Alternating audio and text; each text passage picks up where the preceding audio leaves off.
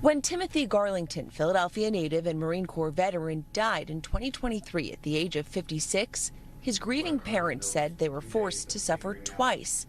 Once at the news of his sudden passing, and again when they realized they were sent home from the funeral home with this box, learning days later that it held their son's brain inside. To find out that it was his remains was just overwhelming.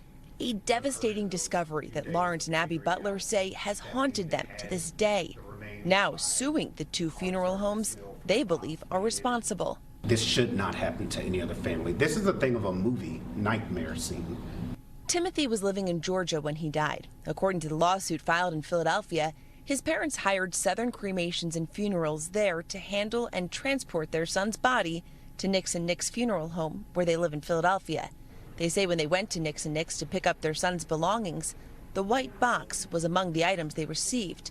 Butler said the box was in his car when he noticed a horrible smell coming from it. We received information from the Georgia funeral home after he complained that that was the brain, and some mistake had been made shipping it or sending it, or it should have been labeled. The lawsuit accuses both funeral homes of negligent mishandling of human remains and intentional infliction of emotional distress. We just trusted them to do what we thought should be done correctly, and this was not done correctly at all.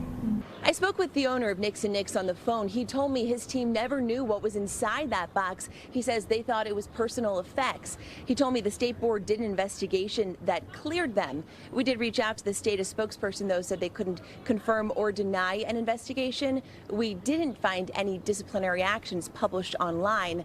They say they will now be working with an attorney of their own. Lawyers representing the family say there are still a lot of questions, including why the brain was separate from the body in the first place. They are hoping to get the family answers. Timothy's parents say they hope to prevent something like this from happening again. Siobhan, McGirl, NBC 10 News. NBC 10 also reached out to the funeral home in Georgia for comment on the lawsuit, but we have not heard back.